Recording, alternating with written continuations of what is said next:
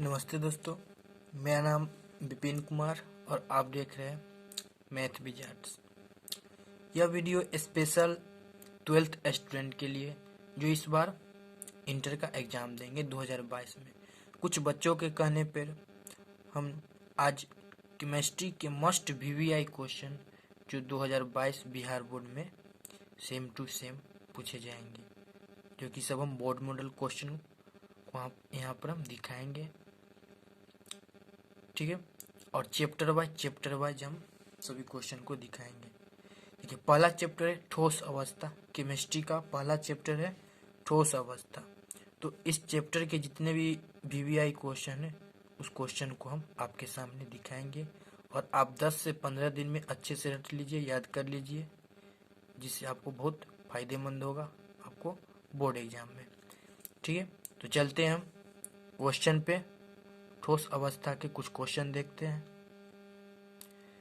तो ठोस अवस्था जो केमिस्ट्री का पहला चैप्टर है उसके कुछ वीवीआई क्वेश्चन हम आपको दिखाएंगे इस किताब के माध्यम से। देखिए, पहला क्वेश्चन है डोपन से आप क्या समझते हैं। क्या है? डोपन से आप क्या समझते हैं। तो इस क्वेश्चन को आप अच्छे से याद कर लीजिएगा। देखिए, अगला क्वेश्चन देखिए, शॉटकी दोष की व्याख्या कीजिए, ठीक है। ये भी क्वेश्चन बहुत इंपॉर्टेंट है। उसके बाद एक क्वेश्चन है 22 नंबर, फ्रैंकलन दोष और शॉटकी दोष पर टिप्पणी लिखिए। आप ये कर लेते तो आपको ये भी हो जाएगा आसानी से। उसके बाद एक और क्वेश्चन देखते हैं इस पाठ के, जो कि है फ्रैंकलन एवं शॉटकी दोष में अंतर लिखिए। तो सब एक दूसरे रिलेटिव क्वेश्चन है, रिपीट हो रहा है। तो आप चैप्टर 1 यानी कि ठोस अवस्था का ये सब वीवीआई क्वेश्चन है, ठीक है। अब चलते हैं चैप्टर नंबर 2 पे। तो दोस्तों, आपका केमिस्ट्री का दूसरा चैप्टर है बिलियन। तो इस चैप्टर के भी हम कुछ महत्वपूर्ण क्वेश्चन देखते हैं, मस्ट वीवीआई, ठीक है। तो चलते हैं क्वेश्चन पे। तो केमिस्ट्री पार्ट 2 जो कि बिलियन है उसका वीवीआई क्वेश्चन आपके सामने ये रहा कि निम्नलिखित पदों को परिभाषित कीजिए, जिसमें पहला है मोलन्स और वांट ऑफ गुणांक। ये दोनों क्वेश्चन को आप अच्छे से याद कर लीजिएगा। देखिए, अगला क्वेश्चन है 15 नंबर, बिलियन में विलय की मोललता और मोलरता में क्या अंतर है। ये सब क्वेश्चन रिपीट होते रहता है बार बार, तो इसको आप अच्छा से याद कर लीजिएगा। और आप शॉर्ट क्वेश्चन कर लेते हैं तो लॉन्ग क्वेश्चन को आप खुद लिख देंगे।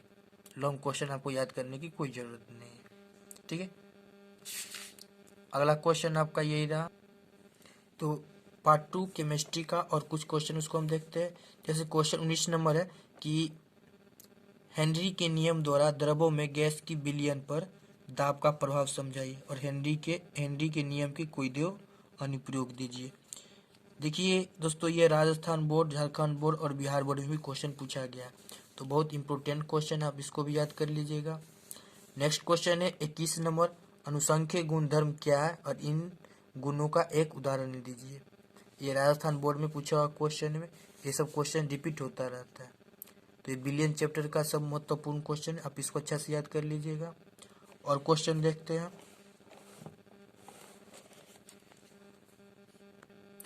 एक क्वेश्चन आपका ये है कि प्रासन्न दाब की परिभाषा दीजिए, ठीक है।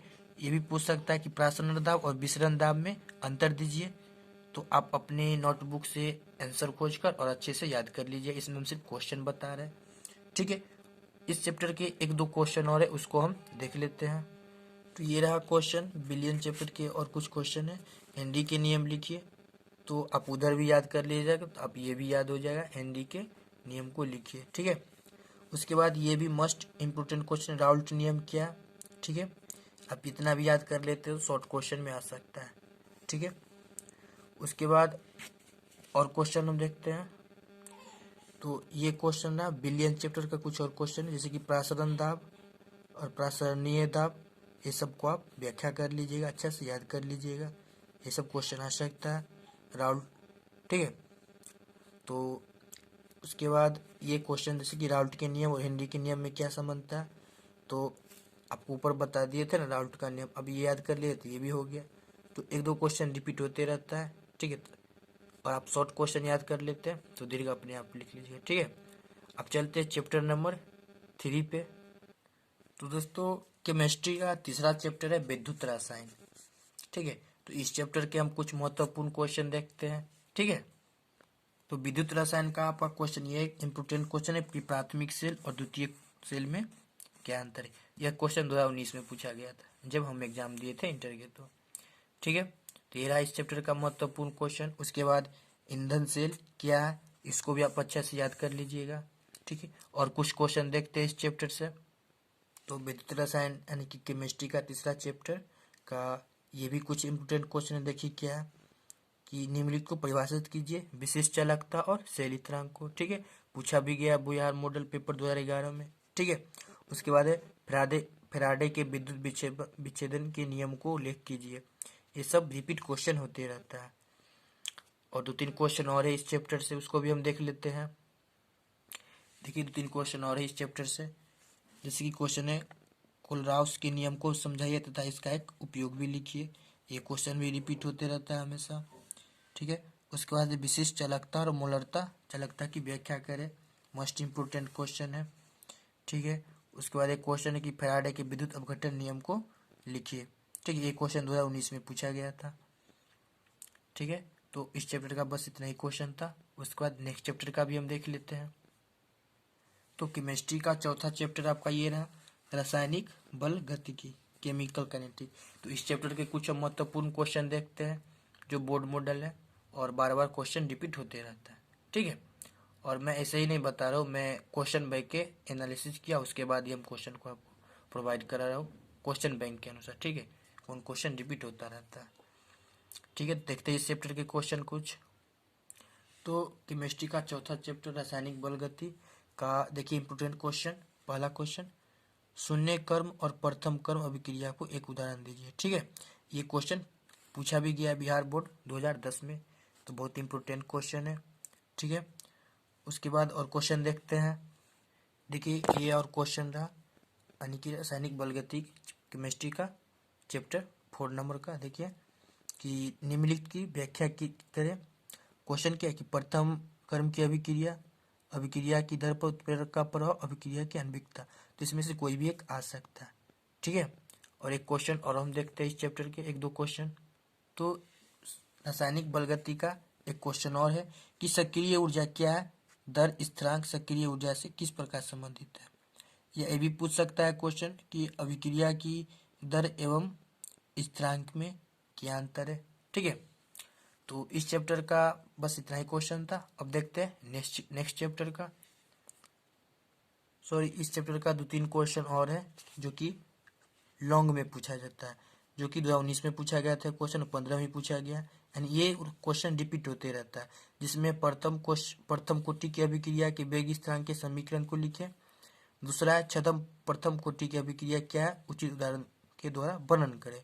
तो इस दोनों में से कोई क्वेश्चन आ सकता है। एक ऊपर का क्वेश्चन देख लीजिए, अर्धायुअवधि क्या है, शून्य कोटि अभिक्रिया के लिए अर्धायुअवधि ज्ञात करें। तो ये लॉन्ग क्वेश्चन में हमेशा पूछा जाता है और पूछा भी गया है। देखिए 2015 में दोनों क्वेश्चन पूछा गया है। ठीक है, तो अब चलते हैं हम नेक्स्ट चैप्टर पे। तो अगला चैप्टर है पृष्ठ रसायन, सरफेस केमिस्ट्री। ठीक है, तो इस चैप्टर के हम कुछ महत्वपूर्ण क्वेश्चन देख लेते हैं। ठीक है, तो केमिस्ट्री का चैप्टर नंबर 5 क्या देखें हम, पृष्ठ रसायन। ठीक है, तो इसके कुछ हम महत्वपूर्ण क्वेश्चन देख लेते हैं। देखिए क्वेश्चन है कि एंजाइम क्या होते हैं, एंजाइम उत्प्रेरण की क्रियाविधि को संक्षेप में लिखिए। ठीक है, तो ये भी क्वेश्चन रिपीट होते रहता है, इसको जरूर अच्छा से याद कर लीजिएगा। और आप एक क्वेश्चन याद कर लीजिएगा कि कोलाइडी विलियन क्या है। ठीक, इसमें नहीं दिया लेकिन याद कर लीजिएगा, आपको क्वेश्चन के मिल जाएगा कि कोलाइडी विलियन क्या होता है। ठीक है, वो भी क्वेश्चन हमेशा पूछा जाता है। ठीक है, और कुछ क्वेश्चन देखते हैं हम इस चैप्टर के। तो इस चैप्टर के 2-3 क्वेश्चन और है, उसको हम देख लेते हैं। जैसे क्वेश्चन है कि निम्न पदों शब्दों को समझाए, यानी कि पहला विद्युत कण संचलन, दूसरा स्कंदन, अपवहन और टिंडल प्रभाव। ये चारों इंपोर्टेंट क्वेश्चन, इसमें से कोई भी आ सकता है। ठीक है, और टिंडल प्रभाव ये कभी न कभी पूछ लिया ही जाता है। ठीक है, तो आप इसको अच्छा से याद कर लीजिए। ठीक है, और तो इस चैप्टर का बस इतना ही क्वेश्चन था। ठीक है, जो मुझे अच्छा लगा, जो रिपीट होते रहता है क्वेश्चन बैंक के अनुसार, उसी को हम बस आपको सामने दर्शा रहे हैं। ठीक है, ठीक है, तो नेक्स्ट चैप्टर का भी हम कुछ क्वेश्चन देख लेते हैं। तो दोस्तों फिजिकल केमिस्ट्री का मस्ट वीवीआई क्वेश्चन बस इतना ही था। ठीक है, उसके बाद हम देखते हैं इनऑर्गेनिक और ऑर्गेनिक बचा हुआ, तो अब हम इनऑर्गेनिक के क्वेश्चन को देखेंगे। ठीक है, तो इनऑर्गेनिक केमिस्ट्री का पहला चैप्टर है तत्वों के निष्कर्षण के सिद्धांत एवं प्रक्रम। ठीक है, तो इस चैप्टर के हम कुछ महत्वपूर्ण क्वेश्चन देख लेते हैं जो बोर्ड में आ सकता है। ठीक है, और 100% आएगा। ठीक है, तो देखते हैं इसके क्वेश्चन को। तो दोस्तों इस चैप्टर के इस टॉपिक आपको कहीं भी मिले तो इसको जरूर याद करना, इससे ऑब्जेक्टिव आपको एक न एक जरूर मिलेगा। ठीक है, या आपको शॉर्ट क्वेश्चन भी पूछा जा सकता है कि निम्न पूछ दिया कि निम्न दो का अयस्क लिखे, कॉपर आयरन का। ठीक है, कुछ भी दे सकता है, तो इसको आप जरूर देख लीजिएगा। अगर आपके पास नहीं होगा तो आप यहाँ से स्क्रीनशॉट ले सकते हैं। ठीक है, तो इस चैप्टर के कुछ क्वेश्चन देख लेते हैं। तो इनऑर्गेनिक चैप्टर 1 का देखिए, एक क्वेश्चन आपके लिए बहुत इंपॉर्टेंट है, फेन प्लवन विधि, मंडल परिष्करण और द्रव्यगलन, जिसमें ये महत्वपूर्ण ये पूछ दिया जाए कि फेन उपप्लवन विधि क्या है, या ऐसे भी क्वेश्चन पूछा कि धातु निष्कर्षण में निम्न अभिक्रियाओं के सिद्धांतों की विवेचना कीजिए। ठीक है, तो ये बहुत इंपॉर्टेंट क्वेश्चन है, अब इसको जरूर याद कर लीजिएगा। इस चैप्टर के 2-3 क्वेश्चन और है, उसको भी हम देख लेते हैं। देखिए, आपको एक क्वेश्चन यहाँ पर दिखता होगा कि निष्पादन और भर्जन में क्या अंतर है, तो इस चैप्टर के लिए भी बहुत महत्वपूर्ण क्वेश्चन है, महत्वपूर्ण। और देखिए पूछा भी गया है 2011 में। ठीक है, आपको दिखाई नहीं देता, देखिए 2011 में ये क्वेश्चन पूछा गया। ठीक है, तो इसके 2-3 क्वेश्चन और है, उसको भी हम देख लेते हैं। तो इस चैप्टर के 2-3 क्वेश्चन और है। देखिए ये क्वेश्चन आपका रहा कि लोहे के दो महत्वपूर्ण अयस्क लिखे और लोहे को निष्कर्षित करने की विधि और समाहित रासायनिक अभिक्रिया लिखे। ठीक है, क्वेश्चन पूछा भी गया है 2013 में। ठीक है, उसके बाद एक क्वेश्चन है कि एल्युमिनियम के महत्वपूर्ण अयस्क एल्युमिनियम की निष्कर्षण का सिद्धांत लिखिए। ये दोनों क्वेश्चन आपको लॉन्ग में पूछा जा सकता है। ठीक है, तब इसको अच्छे से याद कर लीजिएगा। तो इनऑर्गेनिक केमिस्ट्री में आप इस चैप्टर का क्वेश्चन जरूर याद कर लीजिए, क्योंकि इसके बाद वाला जो चैप्टर है उसको आपको समझना होगा, तभी उसको आंसर कर पाइएगा। ठीक है, और आप कहीं पढ़ रहे होंगे कोचिंग तो आपके लिए बहुत बढ़िया है। अगर नहीं पढ़ रहे तो आप चैप्टर कम से कम पहला चैप्टर इनऑर्गेनिक का जरूर पढ़ लीजिएगा, और जो मैंने बताया उस क्वेश्चन को याद कर लीजिए। ठीक है, क्योंकि इसके बाद जो भी चैप्टर है उसको आपको अच्छे से समझना है। ठीक है, तभी जाकर आप क्वेश्चन को हल कर पाएगा। ठीक है, तो ऐसे हम 2-3 क्वेश्चन और देख लेते हैं ऑर्गेनिक में, जो कि आप अच्छे से याद कर सकते हैं। ठीक है, तो कुछ हम ऑर्गेनिक के भी क्वेश्चन देख लेते हैं। तो दोस्तों ऑर्गेनिक के कुछ महत्वपूर्ण क्वेश्चन हम देखते हैं ऑर्गेनिक केमिस्ट्री के, जो आप याद कर सकते हैं। ठीक है, नहीं तो ऑर्गेनिक केमिस्ट्री एक तरह का समझने का चीज है, अगर वो आप अच्छे से नहीं समझते तो आप उस क्वेश्चन को हल नहीं कर पाओगे। ठीक है, रट कर। तो इसमें कुछ चैप्टर ऐसे हैं जिसको आप याद कर भी कर सकते हैं और आप क्वेश्चन के जवाब दे सकते हैं। ठीक है, तो 2-3 चैप्टर है, और उस चैप्टर बाय चैप्टर उसके हम कुछ महत्वपूर्ण क्वेश्चन बताएंगे, जिसमें आपका ये एक चैप्टर है। ठीक है, जिस जैविक क्रिया चैप्टर का नाम है, शायद जैविक क्रिया है, तो उस चैप्टर के हम कुछ महत्वपूर्ण क्वेश्चन देख लेते हैं। ठीक है, आपको क्वेश्चन दिखता होगा कि न्यूक्लिक अम्ल क्या है और न्यूक्लिक अम्ल के जैविक कार्य लिखे। ठीक है, तो ये क्वेश्चन पूछा भी गया उत्तराखंड बोर्ड में। ठीक है, और ऐसे बिहार बोर्ड में भी पूछा जाता है क्वेश्चन। और 1-2 क्वेश्चन और देखते हैं हम इस चैप्टर के। ठीक है, एक क्वेश्चन आपको दिखता होगा कि डीएनए और आरएनए की संरचना में मुख्य भेद, यानी कि डीएनए और आरएनए में क्या अंतर है। ये भी वीवीआई क्वेश्चन है, जो कि सीबीएसई में 2011 में पूछा भी गया है क्वेश्चन।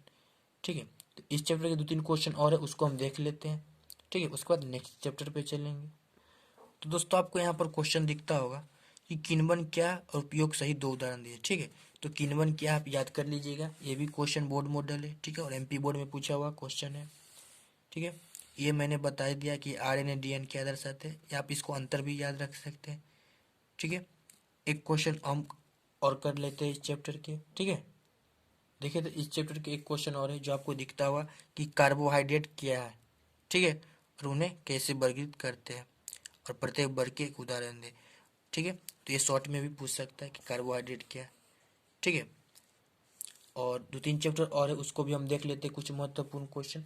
ज़्यादा क्वेश्चन हम नहीं बताए बस, और गिनेंगे तो आप बहुत 40 से 50 क्वेश्चन बहुत हो गया, आप अच्छे से 10 दिन में रट लीजिएगा। ठीक है, तो 2-3 चैप्टर और है, उसको भी हम अच्छे से बता दे रहे हैं, उससे क्वेश्चन बहुत पूछा जाता है। ठीक है, और बार बार रिपीट होता रहता है।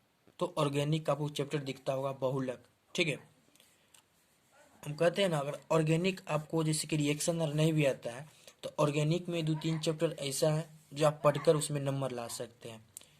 ठीक है, तो ये बोनस नंबर। ठीक है, तो आप ऑर्गेनिक नहीं समझ रहे रिएक्शनर, तो आप इस चैप्टर के कुछ महत्वपूर्ण क्वेश्चन कर सकते हैं। ठीक है, जो मैं बता रहा हूँ। ठीक है, तो इस चैप्टर के भी हम कुछ महत्वपूर्ण क्वेश्चन कर लेते हैं। ठीक है, देखिए तो बहुलक चैप्टर का क्वेश्चन देखते हैं। मोस्ट इम्पोर्टेंट क्वेश्चन देखिए, आपको क्वेश्चन दिखता हो कि निम्नलिखित के एकलक लिखिए। ठीक है, ये क्वेश्चन आपको शॉर्ट में पूछ सकता है और ऑब्जेक्टिव में तो जरूर ये सब क्वेश्चन पूछा ही जाता है। ठीक है, एकलक जरूर याद कर लीजिएगा। इस चैप्टर के जितने भी एकलक होगा ना उसको जरूर याद कर लीजिए। ठीक है, तो आपका ये क्वेश्चन रहा। 2-3 क्वेश्चन और देखते हैं हम इस चैप्टर के। तो आपको नीचे क्वेश्चन दिखता होगा कि निम्नलिखित बहुलकों में प्रत्येक के दो महत्वपूर्ण उपाय बताए। ठीक है, बेकेलाइट, नायलॉन 66, पीवीसी। ठीक है, और इसका आप संरचना सूत्र जरूर याद कर लेना। ठीक है, ये आपको पूछ सकता है ऑब्जेक्टिव में या शॉर्ट में भी। ठीक है, और उसके बाद एक क्वेश्चन है कि संश्लेषित बहुलक किसे कहते हैं, एक नाम लिखिए। ये भी बहुत महत्वपूर्ण क्वेश्चन है। ठीक है, और इस चैप्टर में क्वेश्चन और पूछा कभी जाता है कि टेफ्लॉन क्या है, या टेफ्लॉन के एकलक का नाम लिखे। जो कि आपको क्वेश्चन दिखता होगा नीचे में शायद यहाँ पे कि टेफ्लॉन के एकलक का नाम और सूत्र लिखे। ठीक है, तो आप इसको अच्छा से याद कर लीजिएगा। ठीक है, तो इसके कुछ क्वेश्चन और हैं, उसको भी हम देख लेते हैं।